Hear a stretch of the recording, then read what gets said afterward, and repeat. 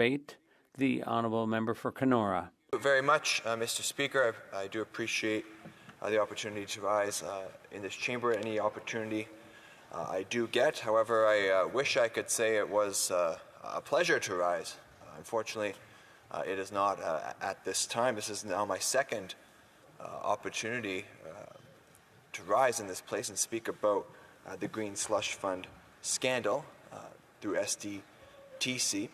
And I say that it is not a pleasure because, Mr. Speaker, frankly, I am hopeful that the government will finally come to its senses, listen to the will of this House, release the documents unredacted that have been called that they have been called to do, so that Parliament can move on. As it's been mentioned many times throughout the debate, this has led us to a gridlock in this Parliament. There are many things that I would rather be discussing, such as our plan to axe the tax, build the homes, fix the budget, and stop the crime, Mr. Speaker. But unfortunately, these issues are now being put on halt because the government refuses to show transparency. And I believe it shows, this process shows, Mr. Speaker, frankly, how little the government, the Liberal government, cares about this institution and democracy it represents. Just to highlight the situation from a broader lens, this democratically elected House ordered on behalf of Canadians that the government hand over all the relevant documents related to the Green Slush Fund scandal within 30 days of the order passing, and that was on June 10th of this year. Mr. Speaker, by my count, that's 166 days later, and they have still not done so. In my last speech on this matter, I raised a couple of issues, and I won't repeat all of it, of course, Mr. Speaker, but I do want to highlight some key points. All of our constituents elected us to represent them and fight for their best interests, and I believe that one of the paramount singular aspects of that is ensuring that we are spending tax dollars wisely, and we have unfortunately not seen that from the NDP Liberal government. We haven't seen it in the way that they run up deficits, adding more. This Prime Minister has added more debt than all previous Prime Ministers before him, which I believe really threatens the sustainability of our social programs and government services for future generations, Mr. Speaker. We've seen it in the way that they continually hike taxes on Canadians, drive up inflation to a point where people are struggling to be able to fill their gas tanks, heat their homes, or put food on the table. And of course, we see it with the Green Slush Fund scandal, where the government shows no regard for the massive amounts of government taxpayer money, rather, that was being given out inappropriately. Instead, the government has worked very hard to try and cover up their scandal, and they've refused to hand over the documents that we have mentioned, violating the collective privilege that we as parliamentarians have to order documents to be revealed. And Mr. Speaker, this privilege is a crucial function to ensure that the legislative branch of our government can meet one of its main objectives, which is holding the government accountable. I spoke about that just a couple weeks ago. And with this privilege comes extraordinary powers, quite frankly, to ensure the government cannot interfere with us meeting the objective, and it means the House can order all documents it deems necessary to carry out its duties. Now, Mr. Speaker, as I noted previously, and I will again, for the benefit of the government members, there is not a similar privilege afforded to the government to refuse an order for the production of documents. And we are here debating this motion because the government seems to believe that it has such privilege. I will also re-emphasize to the government that the Speaker's ruling, in the Speaker's ruling, he noted that the procedural precedents and authorities are abundantly clear. The House has the undoubted right to order the production of any and all documents from any entity or individual it deems necessary to carry out its duties. Moreover, these powers are a settled matter, at least as far as the House is concerned.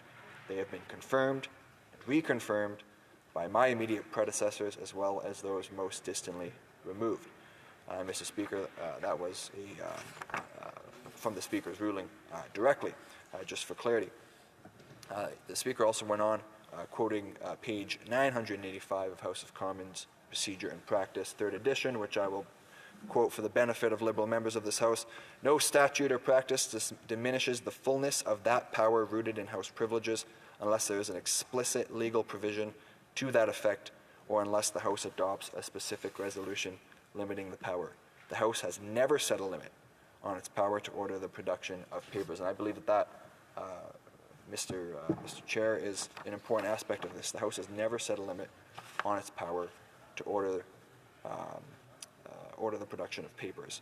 And it is clear that the government is violating one of the collective privileges we have as members of this chamber, all sent here by residents in our own ridings from all corners of the country to make sure their voices are heard. This government is continuing to completely disregard that authority that we have as members of this House. We're also here because the government failed to protect the Canadian taxpayer. According to the Auditor General's report released on June 4th, 2024, the government turned SDTC, Sustainable Development Technology Canada, into a slush fund for Liberal insiders. She found that SDTC had awarded funding to projects that were ineligible and where conflicts of interest existed. In total, Mr. Speaker, $123 million worth of contracts were found to have been given inappropriately, with $59 million being given to projects that should never have been awarded any money at all. And again, I mentioned how this government seems so careless with money, Mr. Speaker. We have 2 million people in a single month lined up at food banks, people struggling just to afford basic necessities because of the inflationary policies caused by this government. Yet $59 million is being given out to projects that should have never been awarded any money at all. I think that is staggering, and it shows that this government has no regard for the taxpayer.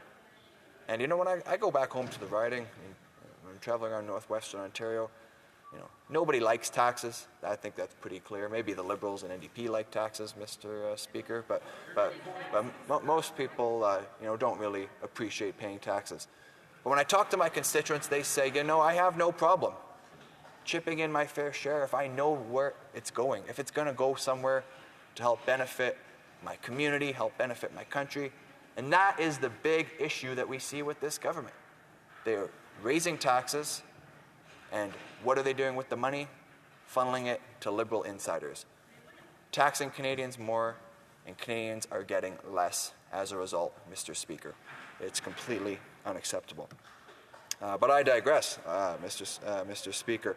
I want to get back to the Auditor General, because the Auditor General discovered that conflicts of interest were connected to approval decisions. And as a consequence of this, at the Green Slush Fund, nearly $76 million of funding was awarded to projects where there was a connection to the Liberals' friends appointed to roles within Sustainable Development Technology Canada, while $12 million of funding was given to projects that were both ineligible and had a conflict of interest.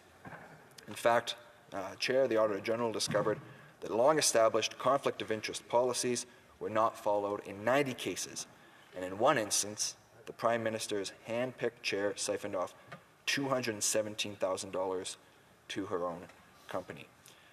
I believe the Auditor General has made it very clear that the blame for this scandal lies directly at the feet of the Prime Minister's industry minister, who, quote, did not sufficiently monitor the contracts that were being awarded to Liberal insiders. Mr. Speaker, the industry minister utterly failed in his duty to protect the Canadian taxpayer. But what else is new with this Liberal government?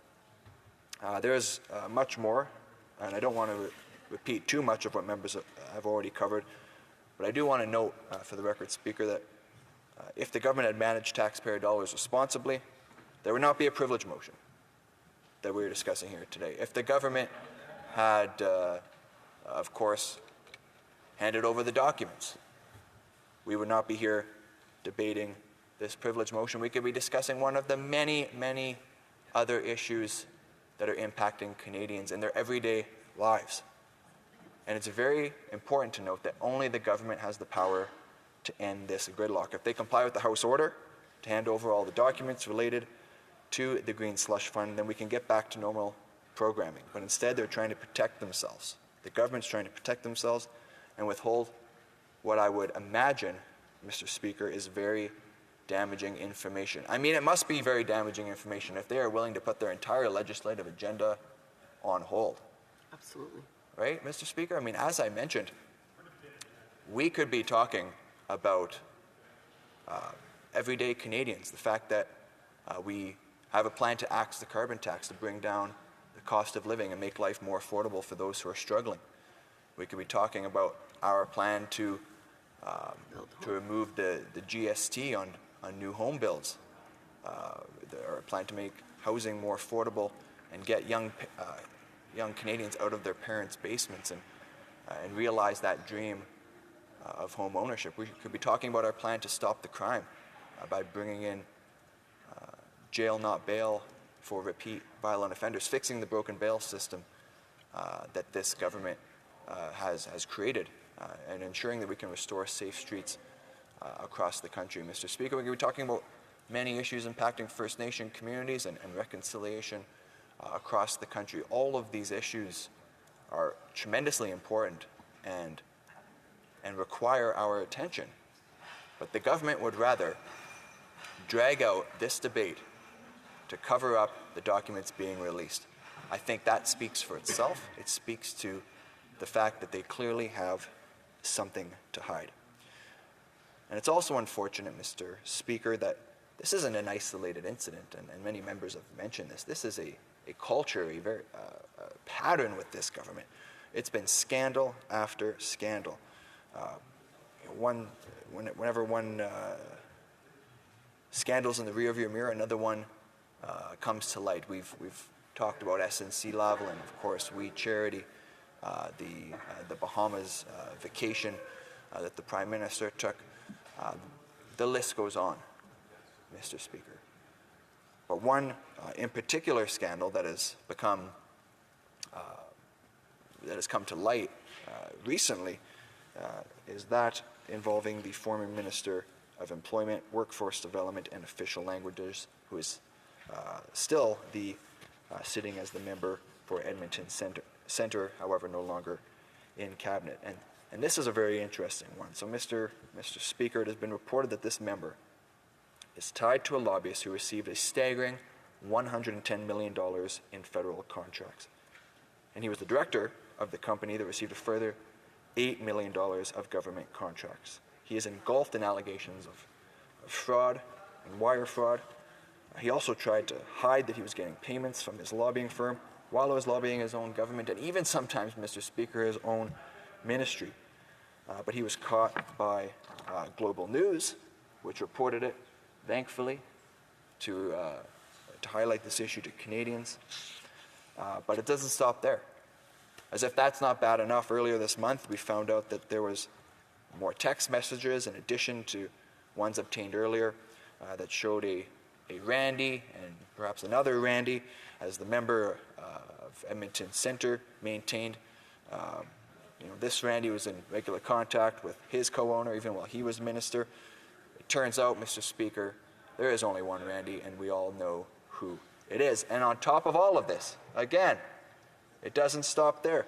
The member made false claims about his own ancestry, pretending to be Indigenous to advance his own business interests, hoping to use that as an opportunity to access government funding for his business. It is absolutely despicable for anyone to do such a thing, let alone a member of government and a minister of the Crown. Any one of those issues, Mr. Speaker, I think would have been serious enough for that member from Edmonton Centre to be fired from Cabinet. But for some reason, the Prime Minister continued to show support right up until the point that the minister resigned in disgrace. And it really makes you wonder what it takes for an unethical Liberal minister to be removed from Cabinet. I guess the problem is there are too many ethical scandals over there, Mr. Speaker. They'd have to get rid of almost the entire Cabinet at this rate, and including the Prime Minister. And again, I highlight this because although it's not directly related to the SDTC Green Slush Fund scandal, it is important to note that, Mr. Speaker, that this is a repeated pattern with this government. Now, as the member for Kenora, I represent 42 First Nations, and I just want to come back to the last issue.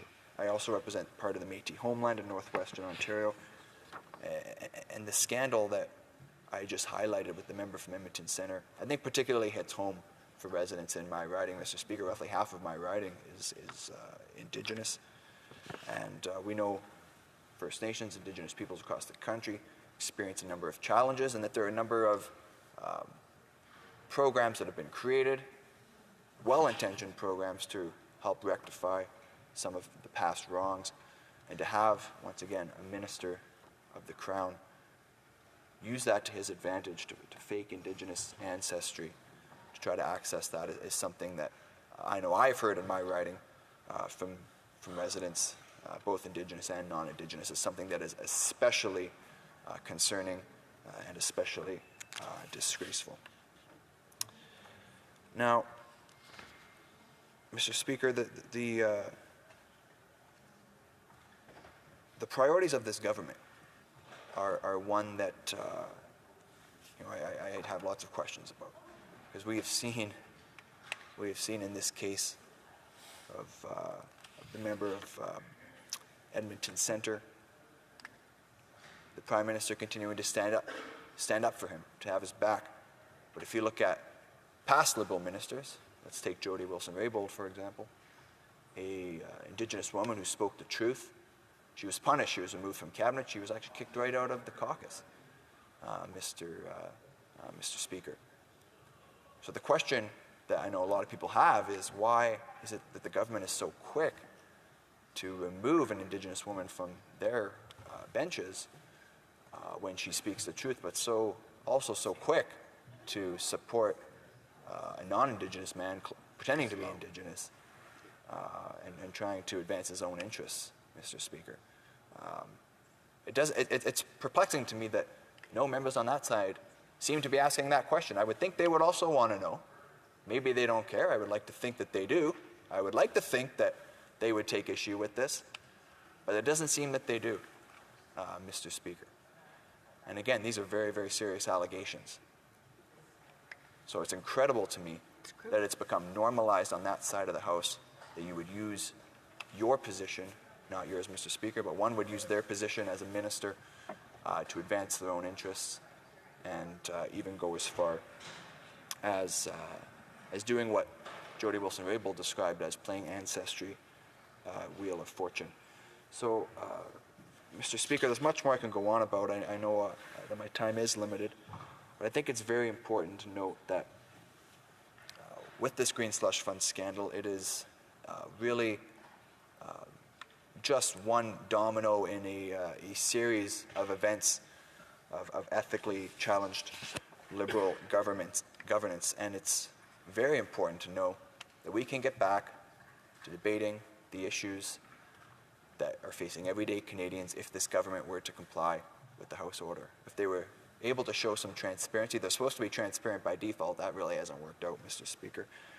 But the government must hand over the documents instead of trying to cover it up. It's unacceptable that they've paralyzed this House for 2 months instead of doing what was ordered and preventing us from addressing the many issues of facing this country. So I want, Mr. Speaker, those that may be watching at home, Canadians across the country, to know that this really is not how your government should be run. Your government shouldn't be caught up in scandal after scandal, improperly spending taxpayer dollars, trying to cover it up, rewarding insiders, and that is why Conservatives will keep fighting for you to get to the bottom of this scandal. Canadians deserve to know what's in those documents, and those who broke the law should be prosecuted. And above all, Mr. Speaker, it is clear that this government is not worth the cost or the corruption, and only Conservatives will take action to clean up this mess. So I believe it is time for a carbon tax election so that Canadians can elect a common-sense Conservative government that will end the corruption, that will axe the tax, build the homes, fix the budget, stop the crime, and get things back on track for Canadians from coast to coast to coast. Thank you, Mr. Speaker. Hear, hear.